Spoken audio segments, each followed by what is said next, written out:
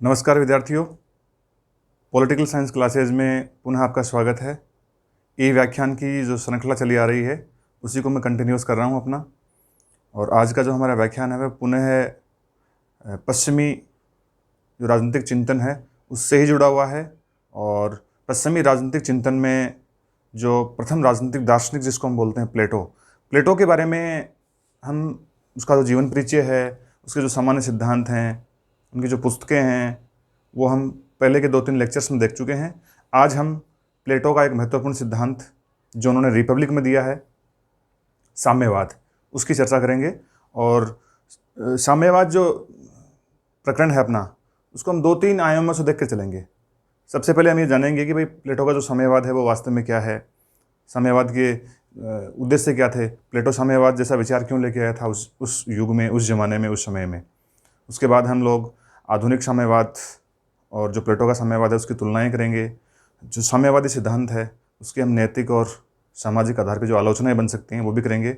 और थोड़ा सा हम लेके चलेंगे कि प्लेटो का जो महान शिष्य है अरिस्टो, वो किस तरह से साम्यवाद को देखता है। तो आज का व्याख्यान शुरू करता हूँ मैं। आप टॉपिक डालिए, प्लेटो का साम्यवाद।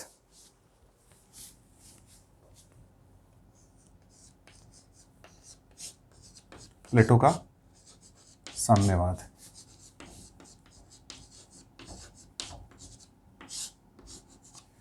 देखिए, पहले वाले जो व्याख्यान हैं उनमें मैं आपके सामने स्पष्ट कर चुका हूं कि प्लेटो का पूरा चिंतन है वो एक विचार को, एक प्रत्यय को, एक आइडिया को स्थापित करने का विचार है। और वो विचार है न्याय का विचार। प्लेटो अपने संपूर्ण चिंतन में एक सामाजिक न्याय की स्थापना करना चाहते हैं। उनका मानना है कि न्याय की स्थापना हुए बिना समाज में या राज्य में, न्याय की स्थापना हुए बिना खुशहाली, समृद्धि, शांति, वैभव, प्रगति इनको लाया नहीं जा सकता। तो न्याय है वो प्लेटो के चिंतन का केंद्रीय विषय है। पहले वाले व्याख्यान में हमने देखा है कि न्याय की स्थापना के लिए वो क्या करता है, एक आदर्श राज्य की कल्पना करता है। एक आदर्श राज्य में ही न्याय हो सकती है। और आदर्श राज्य के जो सबसे ऊपर जो पद है वो दार्शनिक राजा का पद है। जो उस राज्य का शासक है, दार्शनिक राजा की परिकल्पना करता है। और दार्शनिक राजा में हम देखते हैं कि प्लेटो का जो चिंतन है वो पूरा का पूरा इस बात पर टिका हुआ है कि जो फिलोसफर किंग बनेगा, दार्शनिक राजा बनेगा, वो विवेकी बनेगा, विवेकशील होगा, तत्वज्ञानी होगा, महाज्ञानी होगा, दार्शनिक होगा। इस तरह की बात प्लेटो करता है। तो प्लेटो अपने दार्शनिक राजा में विवेकता, चिंतनशीलता, तर्कशीलता जैसे गुण देखता है। और उन गुणों को, राजा के गुणों को देखता है और फिर राजा को, एक दार्शनिक राजा को शासक के रूप में स्थापित करता है। लेकिन राजा के जो विवेकी गुण हैं वो कहीं भ्रष्ट नहीं हो जाएं, वो कहीं विलुप्त नहीं हो जाएं, कहीं समाप्त नहीं हो जाएं। विवेक जैसा गुण खोजने के बाद में प्लेटो ने जिस शासक को राजा बनाया है वो गुण उसमें, वो जो उसकी विशेषता है वो उसमें लंबे समय तक बनी रहे। इसके लिए राजा के विवेक को लंबे समय तक बचाने रखने के लिए उसने साम्यवाद जैसा विचार दिया। हमें ध्यान देना है, आधुनिक जो साम्यवाद की अवधारणा है उससे बिल्कुल भिन्न धारणा है। आलोचकों का मानना है कि प्लेटो ने जो सामाजिक और आर्थिक योजना रखी है उस राज्य के लिए जिसमें दार्शनिक राजा शासन करता है, अर्थात जिस राज्य में दार्शनिक राजा शासन कर रहा है उसकी सामाजिक स्थिति कैसी होगी, उसकी आर्थिक स्थिति कैसी होगी, उस पर जो उसके विचार हैं वो साम्यवाद के नाम से जाने गए हैं। कोई अधिक उपयुक्त शब्द नहीं मिला, इसलिए ये हम मान सकते हैं कि भाई साम्यवाद शब्द इसके लिए प्रयुक्त किया गया है। हाँ, कम्युनिज्म इंग्लिश में इसको हम बोलेंगे। लेकिन हमें ध्यान देना है कि जो आधुनिक कम्युनिज्म की अवधारणा है उससे बिल्कुल भिन्न है प्लेटो की अवधारणा। तो मैं आपके सामने बात कर रहा हूं कि प्लेटो अपने दार्शनिक राजा के जो विवेक है उस विवेक को बचाने के लिए, उसकी तर्कशीलता, उसको एकदम से हमें कह सकते हैं कंटिन्यूस करने के लिए, उस विवेक को वो कहीं पथभ्रष्ट नहीं हो जाए, अपने मार्ग से विचलित नहीं हो जाए, इसके लिए वो 2 तरह की व्यवस्थाएं करता है। एक तरह की जो व्यवस्था है उसका नाम है सामाजिक व्यवस्था, और दूसरी करता है वो आर्थिक व्यवस्था। यही जो सामाजिक और जो आर्थिक व्यवस्था है वो साम्यवाद के नाम से जानी गई है। मैं आपको अब प्लेटो के साम्यवाद को बिल्कुल सरल शब्दों में आपको बताऊंगा। देखिए, प्लेटो का ये मानना था कि व्यक्ति में जो विवेक जैसा गुण है या तर्कशीलता उसमें है, तत्व ज्ञान जो उसमें है, सद असद का जो उसमें ज्ञान है, वो ज्ञान उसमें रहेगा, लेकिन उस ज्ञान को खतरा है। ये आवश्यक नहीं है कि उसमें ज्ञान को खोजने के पश्चात दार्शनिक जो राजा है उस ज्ञान को कंटिन्यूस करता जाए, अपने शासन में उस ज्ञान का उपयोग करे। प्लेटो को ये चिंता सता रही थी कि जो दार्शनिक राजा है जो विवेक उसमें है, वो जो बुद्धि उसमें है, जो सद असद का ज्ञान है, जो तत्व ज्ञान उसको मिला हुआ है दार्शनिक राजा को, वो ज्ञान दो चीज़ों से प्रभावित हो सकता है। प्लेटो शब्द काम में लेता है कंचन और कामिनी। कंचन और कामिनी। देखिए, कंचन और कामिनी शब्द को अगर हम इसके अर्थ को हम जानें तो कंचन शब्द का अर्थ है सोने से, और सोने का अर्थ है धन से। कामिनी का मतलब है, कामिनी का मतलब स्त्री से है यहाँ पे, और यहाँ पे कामिनी का अर्थ है स्त्रियों के प्रति जो आकर्षण है वो। तो प्लेटो को लग रहा था कि जो दार्शनिक और जो विवेकी राजा है, वो उसमें जो गुण है दार्शनिकता का, विवेक का, तर्क बुद्धि का, वो जो उसका गुण है वो दो चीज़ों से प्रभावित हो सकता है, दो चीज़ों से विचलित हो सकता है, एक तो कंचन से और एक कामिनी से। अर्थात दार्शनिक राजा है वो कंचन यानी धन के प्रभाव में आकर, संपत्ति की लालच में आकर, और कामिनी यानी स्त्री के प्रभाव में आकर, स्त्री के आकर्षण में डूबकर वो अपने इन गुणों को खो सकता है, अपने इन गुणों को छोड़ सकता है, अपने इन गुणों से विचलित हो सकता है। अतः प्लेटो क्या करता है? प्लेटो दार्शनिक राजा को, या मैं कह सकता हूँ जो शासक वर्ग है उसको, कंचन और कामिनी से मुक्त करना चाहता है। वो चाहता है कि शासक है, राजा है, वो धन के प्रभाव में नहीं रहे, धन से दूर कर दिया जाए उसको, और कामिनी स्त्री जो आकर्षण है, स्त्रियों के प्रति जो प्रेम है, उससे भी उसको विमुख कर दिया जाए। ये जो योजना है प्लेटो की, यही योजना प्लेटो का साम्यवाद कहलाती है। तो प्लेटो का साम्यवाद बेसिकली हम ऐसे पढ़ सकते हैं,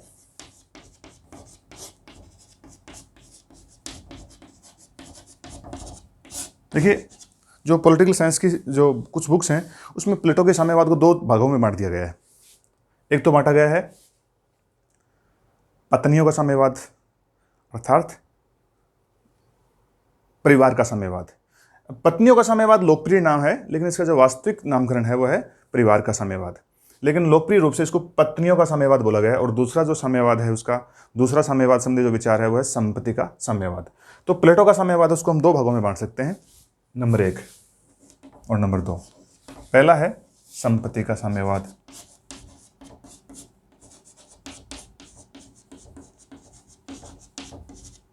और दूसरा है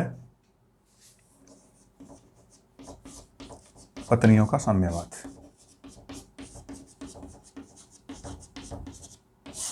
देखिए, दो शब्द मैंने जो काम में लिए हैं, कंचन और कामिनी, दोनों हूबहू यहाँ पे फिट बैठ जाएंगे। देखिए, कंचन का मतलब है संपत्ति, सोना, तो ये यहाँ पे आएगा।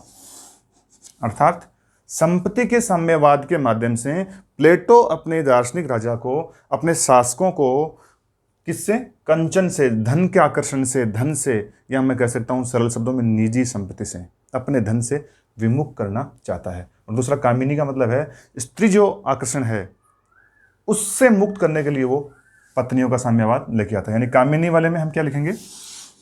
कामिनी से मुक्त करने के लिए वो पत्नियों के साम्यवाद की व्यवस्थाएं करता है। इसको थोड़ा सा और सरल शब्दों में समझने के लिए हम बात कर लेते हैं प्लेटो के जो थोड़े से पुराने विचार हैं, इससे पहले जो विचार उसने दिए हैं उनकी बात कर लेते हैं। देखिए, हमने पढ़ा है ये कि प्लेटो त्रिगुणी आत्मा की बात करता है। प्लेटो ये मानता है कि आत्मा में त्रिगुण विद्यमान है, अर्थात उसमें विवेक भी है, साहस भी है, और उसमें वासना भी है। 3 गुणों के साथ साथ प्लेटो 3 वर्गों की बात समाज में करता है। हम लोगों ने पढ़ा है कि समाज में 3 गुणों के आधार पर ही वो 3 वर्गों का निर्माण करता है। और जो 3 वर्ग हैं वो मैं पुनः मेंशन कर दूं। नंबर 1 शासक वर्ग, दूसरा सैनिक वर्ग, और तीसरा है उत्पादक वर्ग। इन 3 वर्गों की बात करता है। प्लेटो ये मानता है कि समाज में 3 वर्ग विद्यमान हैं, क्योंकि प्लेटो ये भी मानता है कि मानवीय आत्मा के जो 3 गुण हैं अलग अलग, वो 3 वर्गों का निर्माण करते हैं। हम ये पढ़ चुके हैं कि शासक वर्ग में विवेक की अधिकता होती है, सैनिक वर्ग में साहस की, और उत्पादक वर्ग में वासना की, लालच की अधिकता होती है। अब एक सबसे इंपॉर्टेंट बात है वो ये है कि जो 2 तरह के साम्यवादों की व्यवस्था प्लेटो कर रहा है, संपत्ति का साम्यवाद और पत्नियों का साम्यवाद, इस साम्यवादी व्यवस्था में प्लेटो इस उत्पादक वर्ग को बाहर कर देता है। अर्थात इस वर्ग के लिए वो साम्यवाद की व्यवस्था नहीं करता है, केवल 2 वर्गों के लिए साम्यवाद की व्यवस्था करता है, तो शासक वर्ग के लिए और दूसरा सैनिक वर्ग के लिए। अर्थात प्लेटो का जो साम्यवादी सिद्धांत है वो समाज के सभी वर्गों पर लागू नहीं होता, बल्कि समाज के 2 महत्वपूर्ण जो वर्ग हैं, ऊपर वाले शासक और सैनिक, उन पे वो साम्यवाद की योजना लागू करना चाहता है। 2 वर्ग हैं। तो शासक और सैनिक। अब देखिए लोकप्रिय रूप से प्लेटो यहाँ पे इन दोनों वर्गों के लिए एक शब्द काम में लेता है, उसको बोलता है संरक्षक वर्ग या गार्जियंस। अर्थात प्लेटो की जो साम्यवाद की योजना है वो केवल और केवल संरक्षक वर्ग के लिए है।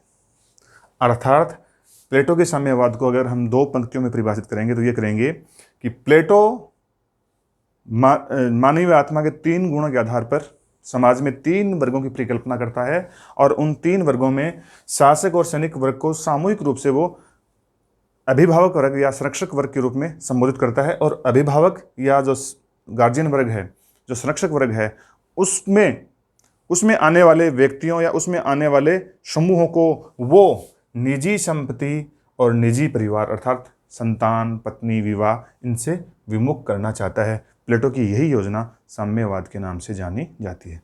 तो समाज के 2 वर्गों के लिए, जिनको सामूहिक रूप से वो बोलता है संरक्षक वर्ग, समाज के 2 वर्गों को वो संपत्ति यानी निजी संपत्ति का विचार या निजी संपत्ति का जो अधिकार है उससे वंचित करना चाह रहा है, और उनको अपने परिवार, पुत्र, पत्नी रखने से वंचित कर पा रहा है। अब देखिए कंप्लीट वंचित नहीं कर रहा, थोड़ा सा हमें समझ लेना है। जब प्लेटो बात करता है तो वो कहता है संपत्ति का जो साम्यवाद है उसमें निजी संपत्ति का समूल नाश नहीं किया गया है। वो कह रहा है कि जो शासक वर्ग होगा, जो संरक्षक वर्ग है, जो शासन चलाएगा, उस वर्ग के पास उतनी ही निजी संपत्ति रहेगी जितने से उसके दैनंदिन के खर्चे चल सकते हों, उसके जीवन यापन के लिए जो अति आवश्यक हो, वही निजी संपत्ति रखने का उसको अधिकार होगा। जरूरत से ज़्यादा, या हम ये कह सकते हैं कि लालचवश संपत्ति इकट्ठा करने की जो प्रवृत्ति है उस पर प्लेटो रोक लगाना चाहता है। अर्थात प्लेटो ये कहता है जो अभिभावक वर्ग है, संरक्षक वर्ग है, जिसमें शासक भी है और सैनिक भी हैं, उनको निजी संपत्ति रखने से वंचित करना। अर्थात निजी संपत्ति तो रखेगा वो, लेकिन कितनी? केवल जीविका अर्पार्जन के लिए जो आवश्यक है उतनी ही। जो न्यूनतम जो आवश्यकताएं हैं एक मानव जीवन के लिए, उन न्यूनतम आवश्यकताओं को पूरा करने के लिए ही रखेगा, इससे अधिक निजी संपत्ति वो नहीं रखेगा।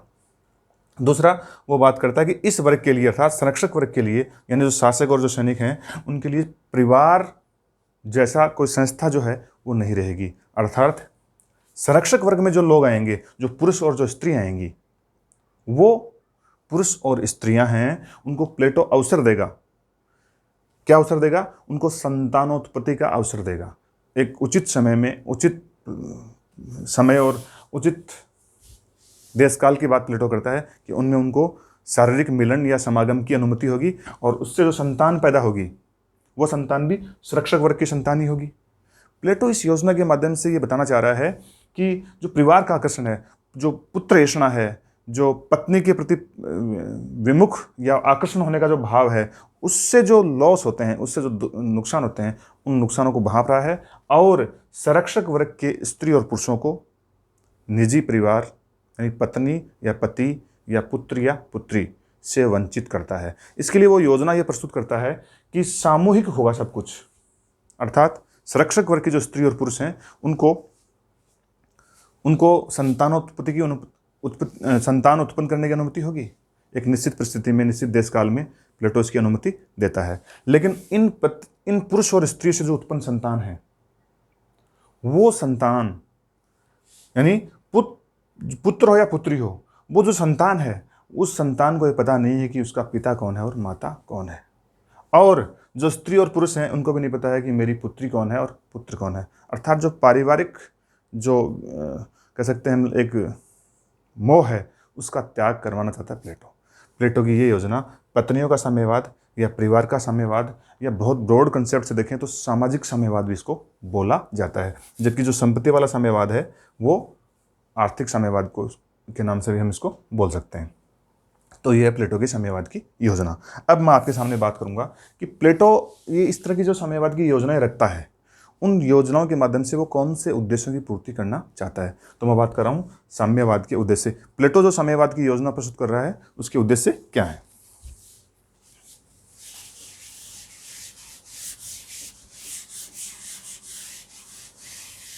तो उद्देश्यों की बात कर लेता हूं।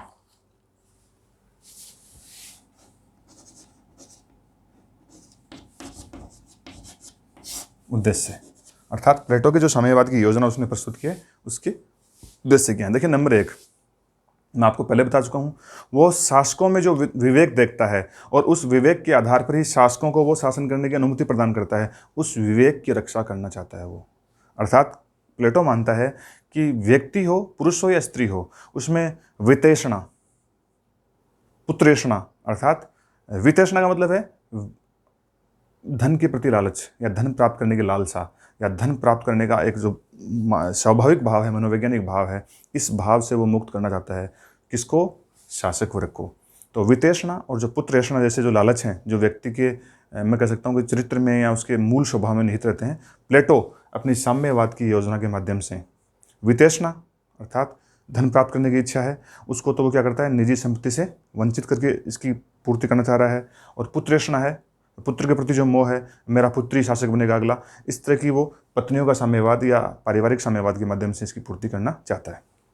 एक उद्देश्य तो हम ये मान सकते हैं कि शासकों के विवेक की रक्षा के लिए वो ये योजना लेके आता है। दूसरा है राज्य की जो एकता है उसका रक्षण भी इस योजना से हो सकता है, ऐसा प्लेटो का मानना है। अर्थात जो राज्य की एकता है उसका रक्षण भी इससे हो जाएगा। प्लेटो कहता है कि जब जो शासक वर्ग होगा, जो संरक्षक वर्ग जिसकी बात कर रहा है, उसके पास जब निजी संपत्ति नहीं होगी या निजी संपत्ति केवल कम होगी या बहुत न्यून होगी या उतनी ही होगी जितने से वो अपने पारिवारिक आवश्यकताओं की पूर्ति करता हो, तो समाज के जो अन्य वर्ग हैं वो शासक वर्ग के प्रति राग, द्वेष, ईर्ष्या इन भावों से विमुक्त रहेंगे। अगर अदरवाइज तो हम देखते हैं कि आधुनिक लोकतंत्रों में हम देखते हैं जो शासक वर्ग है, जो राजनीतिक शक्ति का प्रयोग करते हैं, वो लोग काफ़ी धनाढ़ हैं, संपन्न हैं और आर्थिक रूप से काफ़ी मजबूत हैं।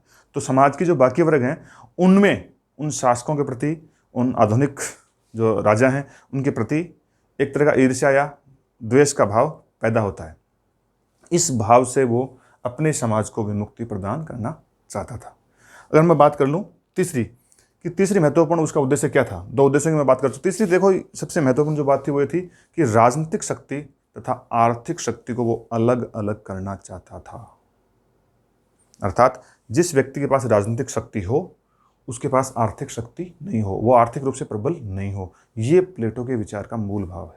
और यहाँ पे अगर हम प्लेटो के विचार को देखें बहुत ही गहराई से, तो हम ये पाएंगे कि जब प्लेटो का ये विचार हम पढ़ते हैं कि प्लेटो ये मानता था कि राजनीतिक शक्ति और आर्थिक शक्ति है वो अलग अलग संस्थाओं में, अलग अलग समूह में, अलग अलग वर्गों में या अलग अलग व्यक्तियों में केंद्रित होनी चाहिए। तो जब ये प्लेटो ऐसा बोलता है तो हमें लगता है कि कहीं वो मार्क्स का पूर्वज तो नहीं है। हमें मार्क्स का जो चिंतन बहुत बाद में, जो लगभग मैं मान सकता हूँ कि 2000 साल बाद में जो देखने को मिलता है, वो मार्क्स का चिंतन प्लेटो के इसी विचार से मैं कह सकता हूँ कि कहीं ना कहीं प्रेरित है। तो इस तरह से जब प्लेटो सोचता है तो वो हमें मार्क्स का पूर्वज लगता है। अर्थात राजनीतिक शक्ति को वो आर्थिक शक्ति से अलग करना चाहता था। अर्थात जो शासक हैं, राजा हैं, उनको वो आर्थिक रूप से निजी संपत्ति देकर उनको संपन्न नहीं बनाना चाहता था। एक चौथी योजना की बात कर लूँ तो प्लेटो के मन में ये भी था कि जो संतति सुधार है, संतति सुधार अर्थात ये भी इसका उद्देश्य था।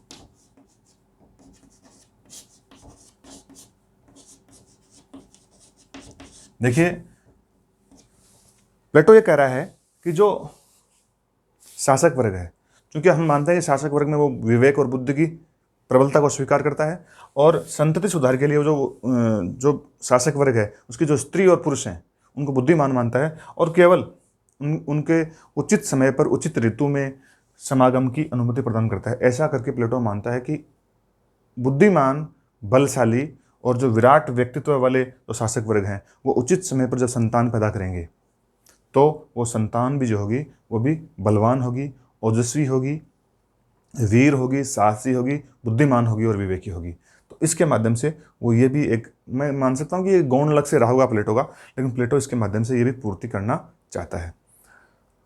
एक और उद्देश्य की अगर मैं बात कर लूँ तो मैं कह सकता हूँ कि वो स्त्रियों को दासता से मुक्त करने का विचार भी कहीं ना कहीं इस प्लेटो के साम्यवाद में निहित है। स्त्रियों को वो दासता से मुक्त करना चाहता है। अर्थात मैं कह सकता हूँ स्त्री दासता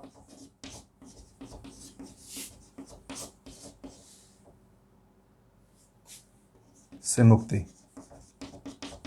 देखिए, उस प्राचीन काल के यूनान के समाज की बात कर लें तो स्त्रियों की स्थिति थी वो बहुत अच्छी नहीं थी। दासों की स्थिति खराब थी, स्त्रियों की स्थिति भी कमोबेश उतनी ही खराब थी। तो अगर हम बात कर लें आधुनिक नारीवाद की, तो कुछ जो आधुनिक नारीवादी हैं वो ये मानते हैं कि प्लेटो का जो चिंतन है उसमें प्लेटो पूरे पश्चिमी जगत का, या मैं कह सकता हूँ राजनीतिक चिंतन में पहला नारीवादी है। प्लेटो स्त्री और पुरुष में अंतर नहीं करता है।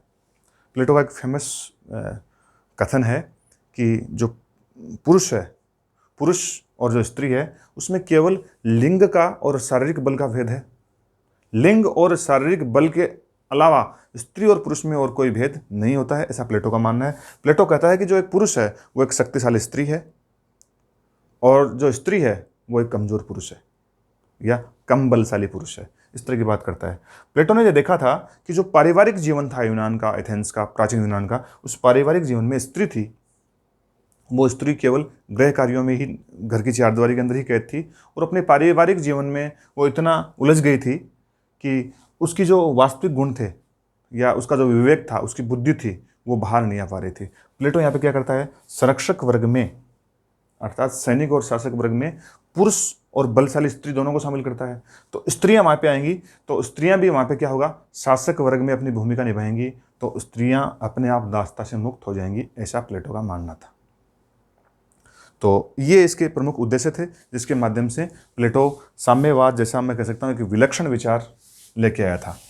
अगर हम बात कर लें आलोचना की, कि जो प्लेटो का साम्यवादी सिद्धांत है इसकी जो आलोचनाएं हैं वो बहुत सारे विद्वानों ने की हैं। आलोचना में हमें पहली बात याद रखना है कि प्लेटो का जो महान शिष्य अरस्तु है, उस अरस्तु ने भी प्लेटो के साम्यवादी संबंधी विचार हैं उनका जोरदार खंडन किया है और अपने तर्कों के माध्यम से इस सिद्धांत की आलोचना की है। तो अरस्तु की जो आलोचनाएं हैं वो किन आधारों पे हैं, हमें थोड़ा सा देखना है। एक तो देखिए, अरस्तु ये मानता है कि प्लेटो साम्यवाद के माध्यम से शासक वर्ग से निजी संपत्ति छीनना चाह रहा है। वो कह रहे हैं निजी संपत्ति भी आवश्यक है, व्यक्तित्व के विकास के लिए आवश्यक है। व्यक्ति जब निजी संपत्ति इकट्ठा नहीं करना चाहता है या निजी संपत्ति इकट्ठा करने का लालच जब उसमें नहीं होगा तो वो निष्क्रिय बन जाएगा, ऐसा प्लेटो का मानना है। अरस्तु ऐसा भी मानता है कि अगर निजी संपत्ति से आप बिल्कुल वंचित कर देंगे या बहुत कम निजी संपत्ति देंगे तो जो व्यक्तित्व के गुणों का विकास है, जैसे उदारता, उदार होना, परोपकारी होना या मेजबानी करना, ये संभव नहीं हो पाएगा व्यक्ति के लिए। और ये सामाजिक गुण हैं। भाई आपके पास जब धन नहीं है, पैसा नहीं है, तो आप परोपकार कैसे करोगे, उदार कैसे बनोगे? तो निजी संपत्ति के आधार पर अर्थात निजी संपत्ति के उन्मूलन को अरस्तु पसंद नहीं करता है और निजी संपत्ति का उन्मूलन करने के कारण अरस्तु साम्यवादी सिद्धांत की आलोचना करता है। दूसरी अगर मैं बात कर लूँ तो वो कहता है कि समुच्चा जो राज्य है वो परिवार नहीं हो सकता। प्लेटो क्या कर रहा है, प्लेटो संरक्षक वर्ग जो है, समाज में जो संरक्षक वर्ग है अर्थात सैनिक और शासक वर्ग, उसमें ये साम्यवाद की योजना लागू करता है और उनको परिवारों से विमुक्त कर देता है और एक सामूहिक परिवार पूरे वर्ग के लिए निर्मित करता है, जिसमें सामूहिक पत्नियां हैं, सामूहिक बच्चे हैं या पूरे समाज के लिए वो बच्चे हैं या पत्नियां हैं। तो अरस्तु कहता है कि परिवार और समाज में अंतर होता है, अर्थात समुच्चा राज्य है, समुच्चे राज्य को आप परिवार है वो नहीं बना सकते। तीसरा, सर्वोत्तम जो स्त्री और पुरुष की जिसकी बात कर रहा है और जिनको संतान उत्पत्ति की अनुमति दे रहा है प्लेटो पत्नियों के साम्यवाद में, अरस्तु कह रहा है कि सर्वोत्तम स्त्री और पुरुषों को ढूंढ पाना संभव नहीं है। ऐसा कोई पैमाना नहीं है जैसे आप सर्वोत्तम स्त्रियों को संतति सुधार के लिए या शासन के लिए ढूंढ के ला पाओ। यद्यपि प्लेटो शिक्षा योजना के माध्यम से प्रयास करता है कि वो विवेकशील, बुद्धिमान, तार्किक स्त्री और पुरुषों को खोज लेगा। उत्पादक वर्ग को अभिभावक वर्ग से अलग कर दिया इसने। ये एक आलोचना का बड़ा पात्र बना प्लेटो यहाँ पे, यानी उसने क्या करा है, उत्पादक वर्ग को अभिभावक वर्ग से अलग कर दिया। केवल दो वर्गों के लिए, जो अभिभावक वर्ग है मैं आपको बता चुका हूँ, अभिभावक हैं, उसमें कौन शामिल है, शासक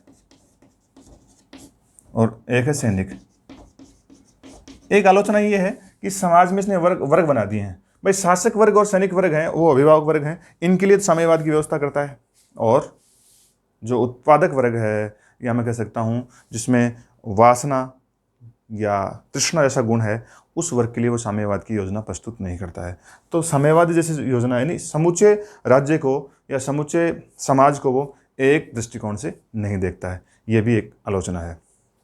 एक और आलोचना हम ये कर सकते हैं कि देखिए जो विचार है, जो सामूहिक पत्नी रखने का विचार है, वो एक तरह से हम कह सकते हैं नैतिकता और सदाचार के जो वर्तमान हमारे जीवन मूल्य हैं उनके भी बिल्कुल खिलाफ है। वर्तमान जैसी परिस्थितियों में या उस ज़माने में अगर हम बात कर लें तो आप सदाचार के नियमों का पालन किए बिना एक अच्छी सामाजिक व्यवस्था की स्थापना नहीं कर सकते। आप नैतिक नियमों का पालन किए बिना एक अच्छे नैतिक समाज की परिकल्पना नहीं कर सकते। तो हम ये कह सकते हैं कि प्लेटो का जो साम्यवादी संबंधी विचार है या पत्नियों का साम्यवाद जो विशेष रूप से है वो नैतिकता व सदाचार का विरोधी है और एक अनैतिक धारणा है वो। तो ये आलोचना इसकी हम कर सकते हैं। मूल्यांकन वाले पैरा में हम इन आलोचनाओं को बारी बारी से सबको लिख सकते हैं। अब देखो हम बात कर लेते हैं जो आधुनिक साम्यवाद है जो कार्ल मार्क्स ने दिया है, जिसको हम वैज्ञानिक समाजवादी बोलते हैं। आधुनिक साम्यवाद और जो प्लेटो का साम्यवाद है उसमें क्या क्या समानताएं हैं, क्या क्या असमानताएं हैं, उनको भी हम सीखने का प्रयास करेंगे। तो मैं एक तरफ लिखता हूं प्लेटो का साम्यवाद। सबसे पहले मैं प्लेटो के साम्यवाद की बात कर लेता हूं, अर्थात प्लेटो का साम्यवाद और आधुनिक साम्यवाद, इन दोनों में समानताएं क्या हैं। 2000 साल बाद में कार्ल मार्क्स ने जो आधुनिक साम्यवादी संबंधी विचार दिए हैं, जिसको हम वैज्ञानिक समाजवाद बोलते हैं, उस साम्यवाद में यानी आधुनिक साम्यवाद और प्लेटो का साम्यवाद में समानताएं, यानी आधुनिक से क्या क्या समानता है दोनों, ये मैं देख। नंबर 1, आधुनिक साम्यवाद और प्लेटो के साम्यवाद दोनों का जो लक्ष्य है वो न्याय की स्थापना करना है। अर्थात एक न्यायपूर्ण समाज की स्थापना कौन करना चाह रहा है? प्लेटो। और न्यायपूर्ण समाज की स्थापना के लिए क्या करता है वो आदर्श राज्य की कल्पना करता है, आदर्श शासक की कल्पना करता है, शासक को पथभ्रष्ट होने से रोकने के लिए क्या करता है वो साम्यवादी संबंधी विचार लेके आता है। अंतोतगत्वा हम ये पाएंगे दोनों ही विचारों में, यानी आधुनिक साम्यवाद जो मार्क्स का दिया हुआ है वो और प्लेटो का साम्यवाद है, दोनों में एक समानता है कि दोनों ही न्याय की स्थापना करना चाहते हैं। तो दोनों न्याय की स्थापना करना चाहते हैं। अर्थात दोनों ही साम्यवादी संबंधी विचार हैं वो न्याय की स्थापना करना चाहते हैं। दोनों में एक समानता और है, और वो समानता ये है कि दोनों ही साम्यवादी संबंधी जो विचार हैं वो राज्य को महत्वपूर्ण मानते हैं, व्यक्ति को महत्वपूर्ण नहीं मानते। अर्थात राज्य को व्यक्ति से उच्च स्थान प्रदान करते हैं। प्लेटो के साम्यवाद की बात कर लें तो प्लेटो राज्य में न्याय की स्थापना करने के लिए, समाज में न्याय की स्थापना करने के लिए ही क्या करता है, निजी संपत्ति, निजी परिवार जैसे जो उसके व्यक्तिगत जो उसके अधिकार हैं उन पर रोक लगा देता है। अर्थात व्यक्ति की जो मूलभूत आवश्यकता है उन पर रोक लगा देता है। तो ऐसा करके हमें लगता है कि प्लेटो जब ये विचार दे रहा है तो वो व्यक्ति को केंद्र में नहीं रख रहा है बल्कि राज्य को केंद्र में रख रहा है, और व्यक्ति के हितों को राज्य के हितों के लिए बलिदान करना चाहता है। जबकि आधुनिक जो साम्यवाद है वो भी क्या करता है, मतलब आधुनिक साम्यवाद क्या करता है, ये मानता है कि राज्य है वो क्या है, उच्च है, व्यक्ति कुछ भी नहीं है। या हम ये कह सकते हैं कि आधुनिक जो साम्यवाद है वो राज्य का अंतोतगत्वा तो उन्मूलन करना चाहता है, लेकिन राज्य में रहने वाले व्यक्तियों के हितों के लिए वो एक व्यक्ति के हित का बलिदान चाहता है। तो इस मामले में हम दोनों में समानता ही देखते हैं। दोनों ही जो साम्यवादी संबंधी विचार हैं प्लेटो का और जो आधुनिक साम्यवाद है वो एक सामाजिक न्याय की स्थापना करना चाहते हैं, यानी एक सामाजिक व्यवस्था की परिकल्पना करना चाहते हैं। एक उचित सामाजिक व्यवस्था या न्यायपूर्ण सामाजिक व्यवस्था को लाने के लिए या उसको बढ़ाने के लिए अपने विचार प्रस्तुत करते हैं। दोनों ही जो साम्यवाद हैं प्लेटो का और आधुनिक साम्यवाद है वो दोनों ही जो आर्थिक प्रतिद्वंदिता है, जो आर्थिक होड़ है या तो धन की होड़ है, उस पर रोक लगाना चाहते हैं, उसको समाप्त करना चाहते हैं। और दोनों ही साम्यवाद सामाजिक हित को व्यक्ति का हित मानते हैं कि समाज का हित हो जाएगा तो व्यक्ति का हित अपने आप हो जाएगा। तो इन दोनों में ये समानताएं हैं, 3, 4, 5 समानताएं हैं जो मोटे तौर पर हम देख सकते हैं इनके लक्ष्यों और उद्देश्यों में। इन्हीं समानताओं के आधार पर प्रसिद्ध विद्वान और स्कॉलर मैक्सी ने कहा है कि अगर प्लेटो आज जिंदा होता तो वो आधुनिक साम्यवादियों से भी बड़ा प्रबल साम्यवादी होता। अर्थात प्लेटो के साम्यवाद में भी मैक्सी आधुनिक साम्यवाद जैसी कुछ साम्यताएं देखता है और लक्ष्य देखता है। अगर असमानताओं की बात कर लूँ मैं, प्लेटो का साम्यवाद और आधुनिक साम्यवाद है उसमें कुछ असमानता अगर हम खोजें तो ये देख सकते हैं कि प्लेटो का जो साम्यवाद है वो सामाजिक है, जबकि आधुनिक साम्यवाद आर्थिक है। अर्थात प्लेटो का साम्यवाद है वो सामाजिक है। प्लेटो का साम्यवादी जो संबंधी विचार है वो एक सामाजिक विचार है। वो एक उच्च समाज की स्थापना करने के लिए या सामाजिक मूल्यों को बनाए रखने के लिए, समाज की प्रगति के लिए साम्यवादी संबंधी विचार प्रस्तुत करता है। जबकि आधुनिक जो साम्यवाद है, या मार्क्सवाद है, या वैज्ञानिक समाजवाद है, वो आर्थिक है। वो सभी समस्याओं को आर्थिक रूप से देखता है। आधुनिक साम्यवाद ये मानता है कि समाज में जो अर्थ की होड़ है या संपत्ति की जो समस्याएं हैं, इस कारण से समाज का नाश हुआ है।